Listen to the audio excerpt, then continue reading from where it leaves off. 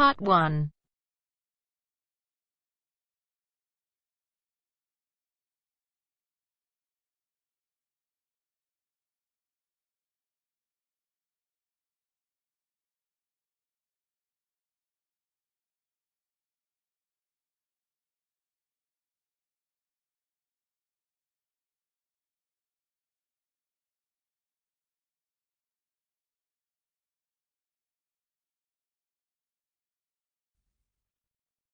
Now we shall begin.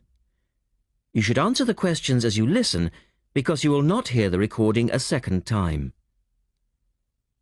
Look at the registration form. Listen carefully and answer questions 1 to 4. Good morning. Good morning. Can I help you? Yes. Is this where we register for the Beyond 2000 conference? Yes.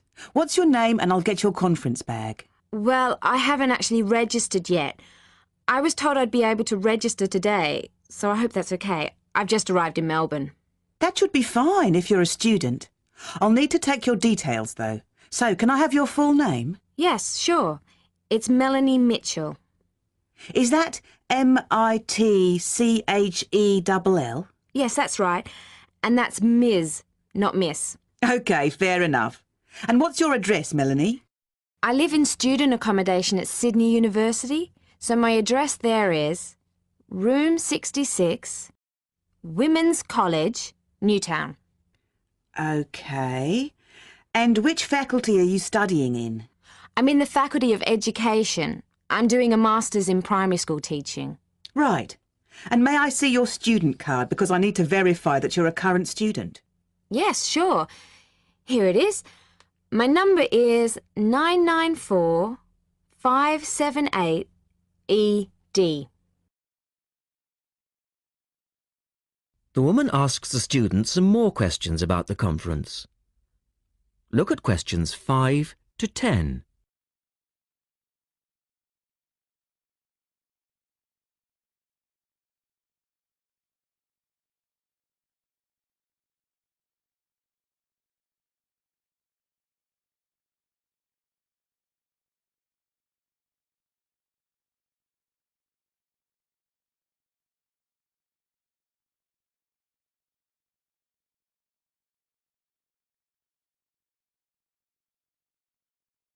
Now listen to their conversation and answer questions 5 to 10.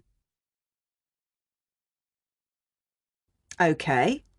Now, do you want to attend all 3 days? The conference runs from Thursday to Saturday. Yes, I think so, if I can afford it. What does it cost?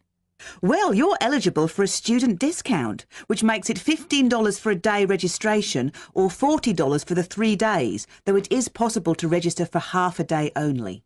I'll register for all 3 days, please. Good. Now, will you be requiring accommodation while you're here in Melbourne? Yes, I suppose I will. What's available? Well, we have several levels of accommodation. You can share a room with another student for $25 a night. Or you can have your own room but share the bathroom. I believe it's just down the corridor. That's $45. Right. Or you can have a single room with your own bathroom. I don't mind sharing a room. On second thoughts, yes, I do. I'll have my own room, but I'll share the bathroom. Right. Now, the conference fee does not include meals, though you do get tea and coffee in the breaks. Shall I put you down for lunch? That's an extra $10 a day. And there's the conference dinner on Friday night, which is $25. Oh, and what about breakfast? Hang on a minute. It's all starting to sound rather expensive. I'll have the lunch, but not the dinner or breakfast, if that's okay. Perfectly okay. Now, a couple of other things. There are a number of special interest groups organised. They're known as SIGs, and you're asked to nominate your preference. They'll take place on the Friday afternoon and Saturday morning, but they're filling up quickly, which is why you need to nominate now. Right. What are the SIGs? Well, there are 6 altogether. Let's see. On Friday, you have a choice between computers in education or teaching reading skills. Or a session on catering for the gifted child. Oh, They all sound interesting. But technology in the classroom is really my area of interest, rather than reading. So I'll go for that. I can probably read up on the gifted child topic myself. Right. And then the Saturday options are a session on cultural differences, or there's music in the primary curriculum, or you could go to the one on gender issues in the classroom. Wow! Can I go to them all? They all sound fascinating. Afraid not. Well, I'm really interested in how boys and girls behave differently, even when they are very young, so I'd better opt for the third session, even though the cultural differences sig is probably really interesting too. Right. And the music option would be interesting. And how would you like to pay? We accept most credit cards or bank cheques, but not personal cheques, I'm afraid. Been caught out too often before. And cash, of course. We never say no to cash. I'll have to put it on my card because I don't have enough cash on me right now. That's fine. Enjoy your time here with us in Melbourne. That is the end of part 1. You now have half a minute to check your answers.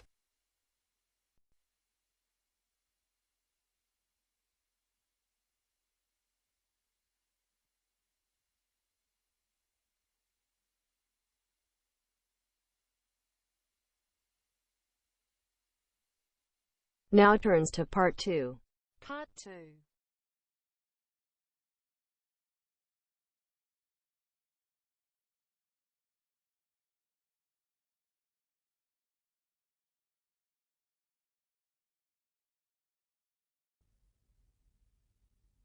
You will hear a woman talking about a number of different beaches to a group of tourists. First, look at questions 11 to 20.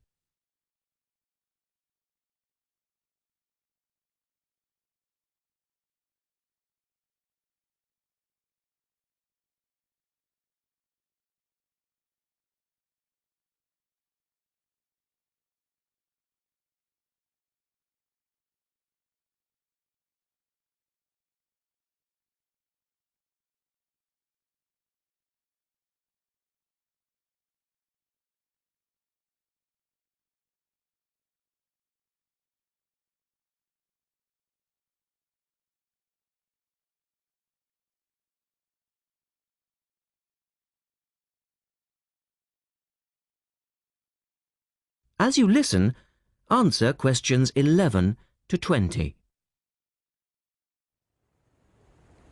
Right, let's move on to the beaches here, which are absolutely beautiful. You do have over 100 to choose from. They're mostly sandy beaches and they vary from the largest, which is 2.5 kilometres long, to tiny sandy coves. But there are a few that I'd really recommend you to visit. So, looking at this pamphlet, first of all, there's Bandella Beach. This beach is 1 kilometre away from the old fishing village of Bandella, which is a beautiful spot. If you park in the car park behind it, there's a small path which leads down to the bay. It's very pretty because the whole beach is backed by pine trees, so it's very sheltered. The beach itself is very clean and the water is shallow and safe. That, together with the soft sand, make it an ideal beach for children and non-swimmers. A little further round the coast, again to the east, in the eastern corner of the island, is the spectacular Da Polata Beach, which is basically a long inlet. The land around this beach is marshland. It's all marsh, and there's a stream which winds through it, and the stream goes into the sea. And the beach has lovely pale gold sand. Access to this beach is quite tricky, and not for the less energetic. You have to go down a long flight of steps, 190 to be exact. But you'll be relieved to know that there's also a road which winds down to a car parking area. When you're level with the sea, there is a handful of shops and bars, and you can hire some beds and umbrellas. Continuing round the island, just past the tip of Calne, is the next beach I'd suggest you visit, and this is San Get. Why? Because there isn't a beach longer than this on the island. If you want to know, it's exactly 2.5 kilometres long, And that's a bonus because it means it never gets overcrowded. It has golden sand and clear blue water shelving into the sea. There are several beach restaurants to choose from, and water sports are available when the water is calm. But check first. This beach operates a flag system, as the sea can get rough and you should always swim between the flags. There's a large car park which gives you easy access to the eastern end of the beach, but the western end is much quieter and more wild, as it is harder to reach. Blanaka is another popular beach, just in the northwest corner of the island. It has incredibly white sand and sparkling water. There is ample car parking here and plenty of bars and restaurants. Blanaka has white cliffs all around it, and for those of you who'd like a little more to do than just lazing on the beach, there are caves here which you can explore in the cliffs, and you can also dive into the water from rock platforms along the side of the cove. Well, my final recommendation for today is Disador. Now, this beach isn't quite as easy to get to as the others I've talked about. It's quite a remote little beach, tucked away here next to Blanaka. You can reach Disador by a steep slope which goes over some sandbanks. The beach itself is small and pretty, with reddish-coloured sand and some stony areas on its eastern side. Despite being quite small, the bathing is good, and you can also go fishing here from the rocks at either side. It's a good idea to take some food and drink with you if you decide to go here, as there's only one little bar which isn't always open. So, that should give you plenty of ideas to choose from over the next 2 weeks, and if you have any further questions... That is the end of part 2. You now have half a minute to check your answers.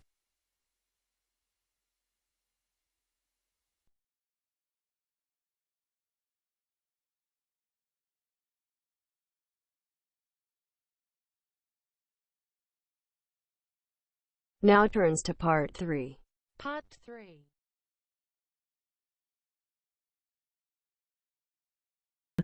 You will hear a discussion between a male interviewer and a woman who is the manager of a major bookstore. First, look at questions 21 to 24.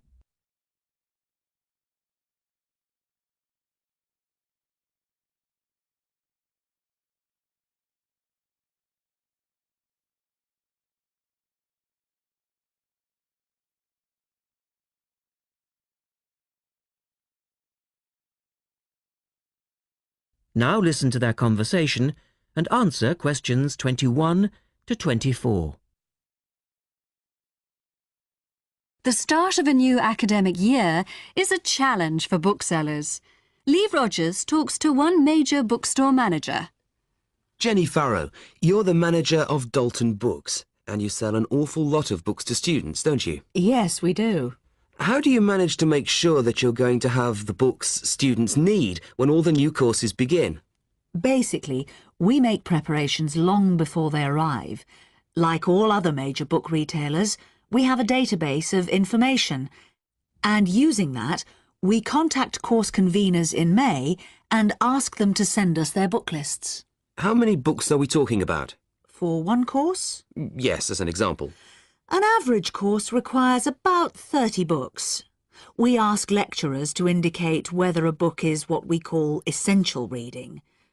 You know, the students simply have to get it, or whether it's what they would term recommended reading, or whether it's just a supplementary text that they tend to refer to as background reading.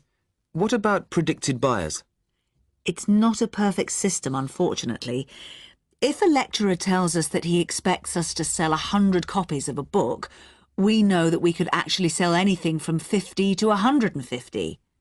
That's why in practice, when it comes to ordering, it's a lot safer to go by the previous year's sales figures, if that's possible, of course, if we've sold the book before. We also build other factors into the equation, including the type of course that the books are for, the student's year group, and a measure of our own judgment. And these criteria make a fairly accurate guide? As accurate as we can be, yes. Look at questions 25 to 30.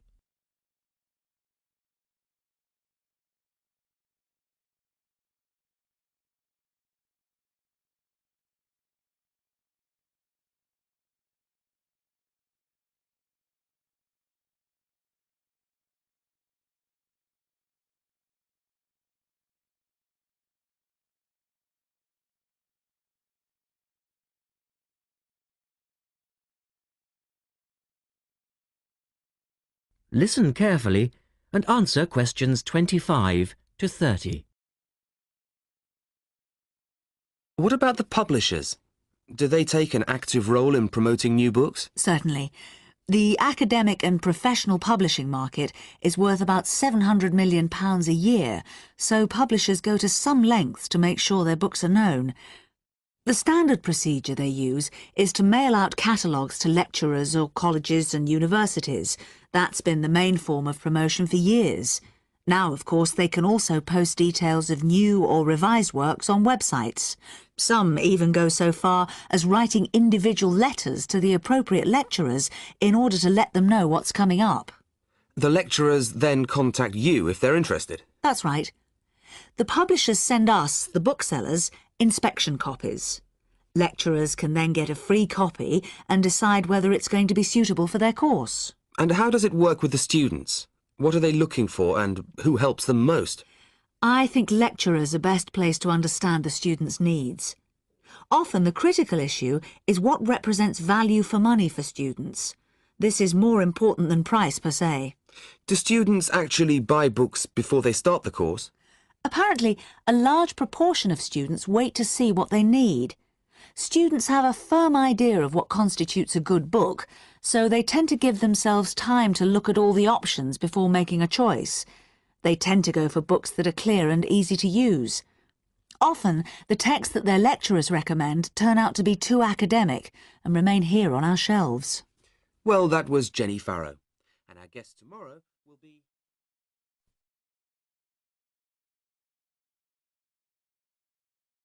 That is the end of part 3. You now have half a minute to check your answers.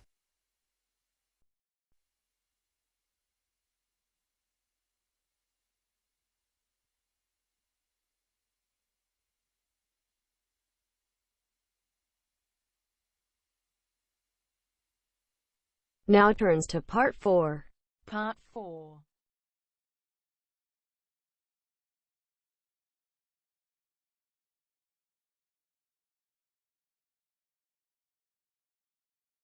You will hear Rebecca Bramwell, an artist and illustrator, giving advice on how to get your first job or commission as an artist. First, you have some time to look at questions 31 to 35.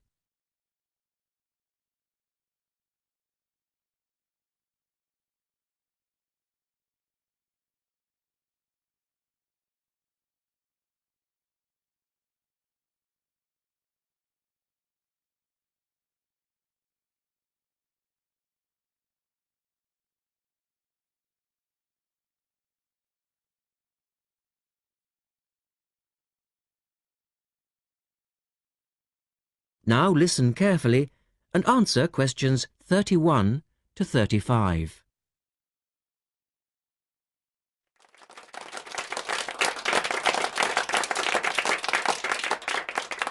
I'd like to introduce Rebecca Bramwell, an artist and illustrator who's come along today to talk to you all about getting your first job or commission as an artist.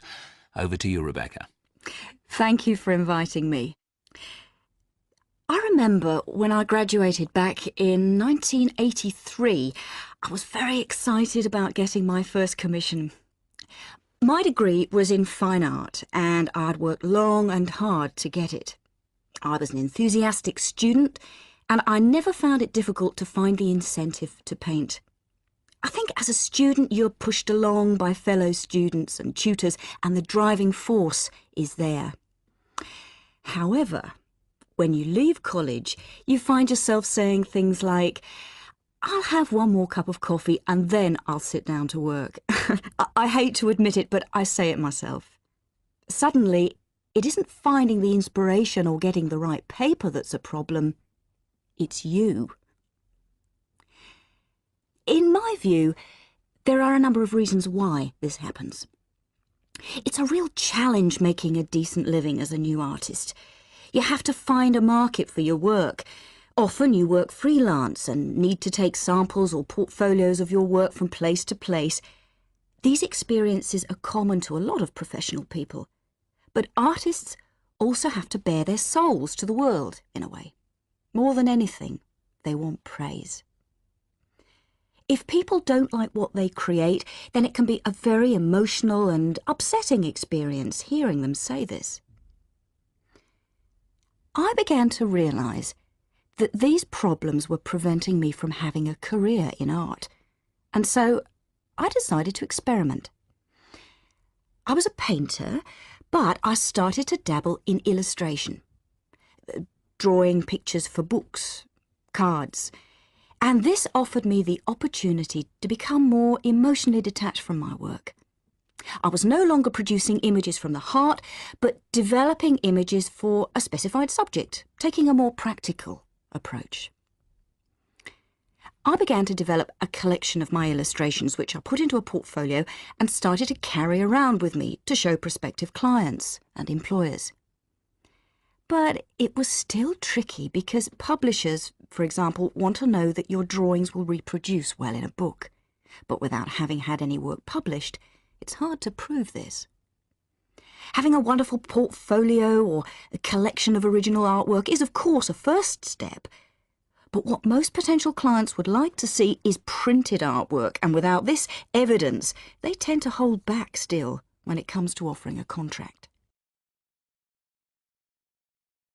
Look at questions 36 to 40.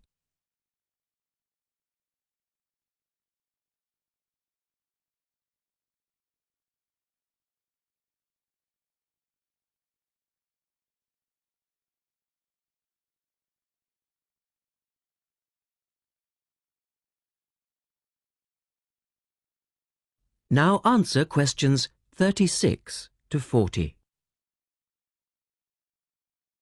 Well, I overcame this problem in two ways.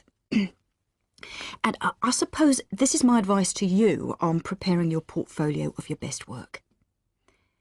The first way was by submitting my work for a competition.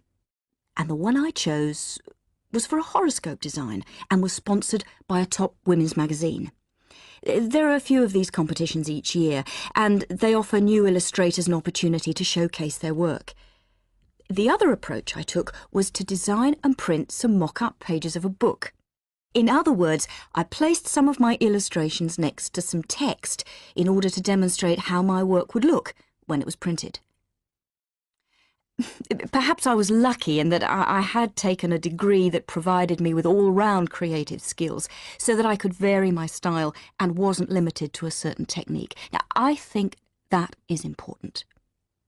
The art world and many other creative fields do try to pigeonhole people into snug boxes with an accompanying label. Now, I think you should try to resist this if you feel it happening to you. If you don't, you'll find it difficult to have new work accepted if you try to develop your style at a later stage in your career. Nevertheless, when you start out, and particularly when you're going for an interview, it's important not to confuse people by having a lot of different examples in your portfolio. One remedy for this is to separate your work into distinct categories. In my case, I did this by dividing my design-inspired illustrations from my paintings. It's then easier to analyse the market suited to each portfolio, such as magazines, book jackets, CD covers, etc. Working under two names is also useful, as it clarifies the different approaches and offers a distinction between them. I think it's been hard for artists to be recognised in anything other than the pigeonholes that they've been placed in. But luckily, these barriers are slowly being demolished. So I really do wish you all the very... That is the end of part 4. You now have half a minute to check your answers.